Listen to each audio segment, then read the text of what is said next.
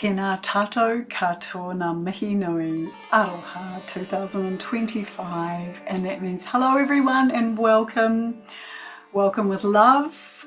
Welcome to Manifestors Unite. I'm your host, Carmelle Riley, and it is my great pleasure to be here today with Diego Oliverio. Kia ora, my brother. Welcome, welcome, welcome. Thank you, Carmelle, for inviting me here. It's an honor for me to be here and having a chat with you. And thank you for all the people that are going to watch the video that we are going to share with them. Dear listeners, we have a beautiful interview. We're moving deeply into mindfulness in 2025. But before I start, I really would just like to give a little bit of a flavour of this lovely guest that we have here today. So Diego Oliverio is a clinical hypnotherapist, a grief recovery specialist. He is the founder of the Hero's Journey Project, and he helps people by assisting them to guide their own emotional healing with mindfulness, with meditation, and with hypnosis. He is also located in Aotearoa, New Zealand, where I am also joining. So wherever you are in the world today, we really look forward to sharing this space and this moment with you. Thank you for the beautiful presentation. Diego, tell us how you came firstly to be in Aotearoa, New Zealand. I came here 4 years ago with my partner and I have a child. And now we decided to stay here during the COVID in 2020. And now I'm here. I live in Lee, which is 70 kilometers away from Auckland in the north. It is a beautiful area close to the beach. So. That's lovely. But you're originally from Italy, right? Yeah, I do. I'm Italian, but I left Italy when I was in my 30 and I'm 44, and I moved around. I went in Australia and then UK and then here. Wow, where are you from though in Italy? City where I come from is called Savona. It is a small city close to France in the northwest. That's where. And it's very beautiful because it's close to the beach and close to the mountains, a long chain of mountains, and it is like 1,100 kilometers. It goes from the north down to the south of Italy, and it's really beautiful. Is meditation big in Italy? Meditation, hypnosis, self-healing, working through your patterns, your habits. Is that big in Italy, where you're from? In Italy there are multiple temples, and particularly Buddhist temple. And they started to do meditation over there back in 2008, 2009, when they decided to go to a Zen retreat without any experience. And when I was there, it was very painful, and because you have to sit there cross legs for 10 days. Vipassana. Was Vipassana. Did you fast? Did you do the 10 days? Yeah, I did also the 10 days. Yes. I did multiple retreat, mostly Zen retreat, and that was my past experience with the meditations. When I was in Australia, I lived for 4 years, almost 4 years, in the Sydney Zen Center, and I did multiple retreat over there. So that was intense. And how long have you been practicing as a clinical hypnotherapist and meditation guide coach? I would say as a clinical hypnotherapist probably is a couple of years, and I use mindfulness and as a method to help the people to realize the difference between hypnosis and meditation, which is not much. No. It's the same identical process. So you need to relax your mind and your body. When you sit in meditation, you attempt to relax your mind and body. And when you do hypnosis, you relax your mind and body. So you are able to pass the critical mind and access the subconscious part of your mind. And the same thing is like when you're sitting in meditation, you see things from the past that come and see you and visit you.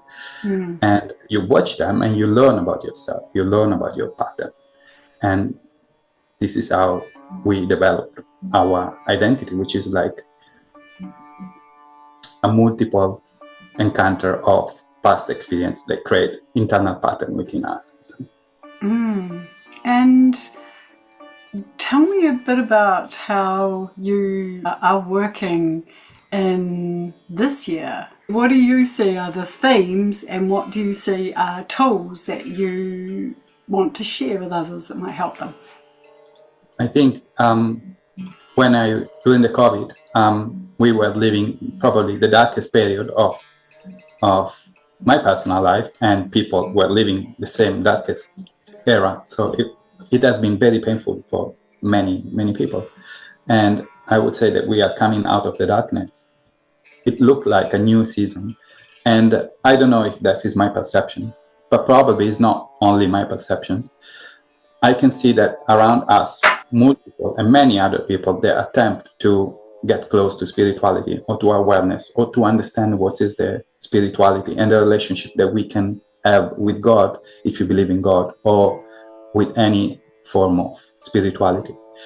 And I can see, from what I can see, the future is getting better now, and the people are changing. I don't know if there is a wave that is transforming the people for a new era, but I can see that the people are more interested into it. Now, my perceptions could be wrong, because I obviously pay attention to spirituality and psychology and mindfulness. So really, I'm somehow my environment is determined by those elements. So, but I think people are trying to get close to God and to the origin of the life. And probably the beginning of the year is the best moment in which the people, they should go and find out what is the origin of the life. And the origin of the life could be found right now in the present moment, in that space between our first thought and our intentions to communicate. So there are moments between each thought, moments of silence between each thought, and that is the origin of the word. And the origin of the word can be found also in the traditional scriptures. So we can go back in the past and read them, and you can see us in the Bible, for example. The origin of the world comes out of the darkness, and God separated the sky and the earth. And also in a traditional Maori, and probably we mentioned it before when we had a talk, there is a story in which the mother and the father were united in the darkness, and the son was born and separated them, and the light came through. So if the people would like true. So true if you co-sleep. Yeah, exactly. They don't yeah, they separate them. They don't let you touch, and especially with a big belly, you have to and the man not touch the woman as he was touching the woman before. Can you explain, at least from your perspective, the link between mindfulness and meditation? Yeah. Okay. Mindfulness, we can attempt to find out what is the meaning of mindfulness. And mind is the mind, and fullness means full, complete. Means when I'm mindful, I completely aware of what's happening around me. Now, it's a kind of open way form of focus. So I'm focusing completely to my reality within me and around me. And I use the hero journey, for example, because the hero generally, some of the heroes have only one eye. And Jordan Peterson explained very well, only one eye, one to look outside and one to look within. In order to learn how to expand the narrow focus, which normally we stay with the thoughts most of the time without being aware of what's happening around us. So we stay with this kind of things in our head without remove the focus from it, or attempt to expand the focus. So there are thoughts, and there's energy over there. That's why they suck your attention. They are magnetic, the thoughts. They can take you away from the reality. That's what they do. So somehow we add too much value to the thoughts, and the thoughts are the formulation of the past experience, and they are so intense that often alienate us from the reality. So meditation helps us to learn how to observe the thought, watch our body, watch the external environments without being too involved in our thoughts. So, in terms of meditation, what do you say to somebody who's like, it's just too hard, you just can't shut those thoughts up? They're just like going like that all the time. What do you say to that? Well, to that, I'd like to invite them to think about the Buddha, that he decided to go in the forest and meditate for 5 years. And sorry, do you think that might be a bit scary? 5 years, people would run away. No, to make it easy, how do you start? When I decided to do meditations, I went in the bush and I wanted to do the same things that Buddha did, and I failed completely. So after a minute, I realized that I couldn't do meditation for 5 years. Well, 1 minute was the beginning of 5 years, just the beginning, the first part. And the only things that a person can do is continue, attempt to do meditations. And there is a beautiful say by Pema Chandram. She's a fantastic nun, a Tibetan Buddhist nun. And she said, you fail, and fail again. And the most important thing is learn how to fail more than learn how to do meditations. So you can begin to sit down there for 30 seconds and you realize that you won't be able to sit there for 5 years in the forest. But at least you fail your first attempt. So if the outcome would be 1 hour, you fail by doing 30 seconds. And a minimal amount of time is already something. It's more than nothing. And I would say the 30 second, I'm not talking very much about the law of attractions, but the 30 second that you do when you try to be aware of what's happening around you, it's likely to transform your world for sure and forever. Because in the present moment, we have the past and the future generation. They just merge within us right now. And if we are aware of it for just 30 seconds, we can see the world and the manifestation of the world and the manifestation of the reality right now. So I would say you can begin with 30 seconds, with a minute, and then you can make some progress. Now, the progress are made only through effort. And effort. The Buddha... Effort, guys. Effort. That's a key word. That is a key word for 2025. You've got to apply a little bit of effort. A little bit of effort will help them to overcome the 30 seconds and to go to 35 and to 40. And it would be called in the Buddhist traditions the right effort. So you make a conscious effort to overcome an obstacle within yourself that stop you to achieve whatever you wanted to achieve or the direction in which you would like to move. So it's not really different to learning anything else. You just got to create the pattern of it. Do a little bit there and a little bit there, and every day just a little bit more. Have you had clients that you've worked with or classes that you've worked with where you've seen people take this idea of just a little bit and then actually overcome, and seen this happen? And people you've worked with, have they gone from nothing to actually enjoying it? Generally, when I work with people, they would like to come and see me again because the experience that they have when I lead them within that space are very potent, and they like the experience of being led and guided in the meditations with someone with experience. So, and the people, they become more spiritual, yes. Yeah. Definitely does. So you have a special event that is coming up. This is an event that Diego Oliverio is hosting. Terrible Italian. That would be my events in Matacana, and it would be the 25th of January. It will last 3 hours. and we do meditations and breathing and reflections. Reflections that will help us to discover what are the dynamic within the group, what we do after we do meditations. And the breathing will help us to stabilize our mind and to take us in a very deep state of mind. And the guided meditation will be used to lead the people to meet their ancestor or God, or to discover the relationship between us and the external world. And most of the people know, for example, they possess the knowledge that the external world is the mirror of the internal world. And we can get there through intuitions, through meditations, or through analysis. So I'd be happy to discuss with them and see if through observation and analysis we can get through it. We can see the world as the mirror of the internal world. You can see the sky. The sky is invisible, untouchable, and infinite. And like our thoughts, and our thoughts are in our head and are invisible, untouchable, and infinite. And you can see the earth. While the earth is visible and touchable, the body is visible and touchable. So the sky and the earth, they meet within us. And the mind is the sky and the body is the earth. So the mind is the father and the body is the mother. And they join together in our heart, right here in the middle of our chest, right? And they pulse together.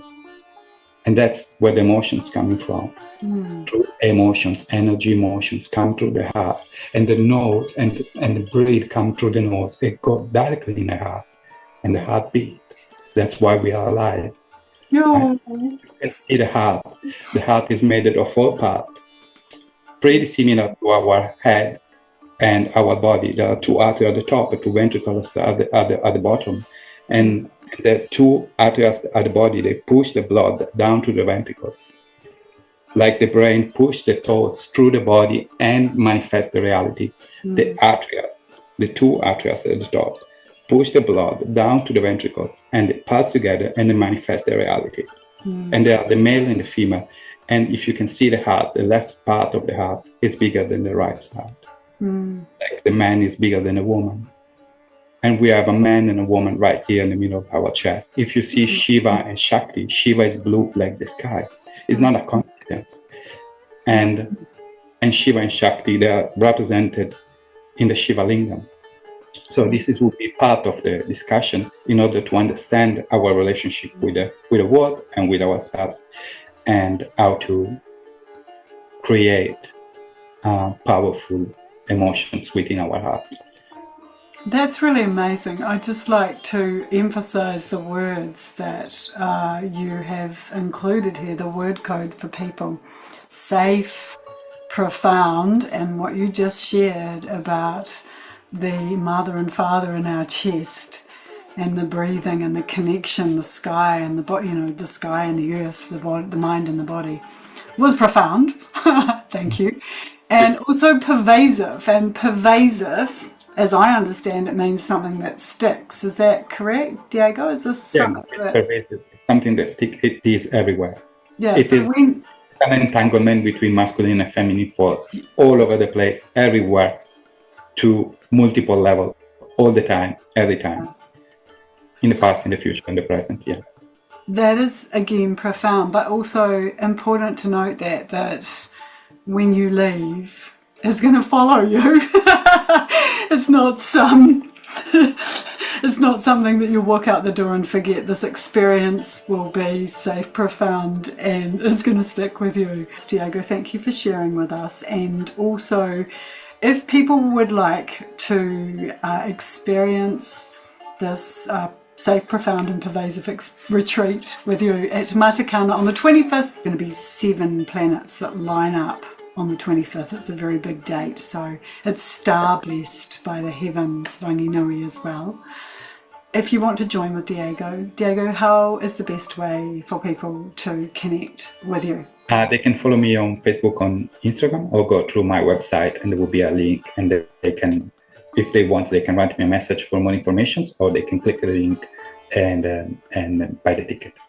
And we will share the links below this video. Yeah. So I always like to ask my guest to close our sacred podcast interview session. Thank you, Diego. Please close us. Okay, I would like to invite you to reflect next time you decided to go for a walk, and to see within yourself what is the force that moving your body, and realizing that there is a powerful, intense force that is moving your body and breathing through you. Now you can observe the world around you changing over and over again, every time, while this potent force is moving your body. It's the force from the sky. Te hei mauri ora. Thank you, my friend. Thank you for being with us. Thanks for being with us.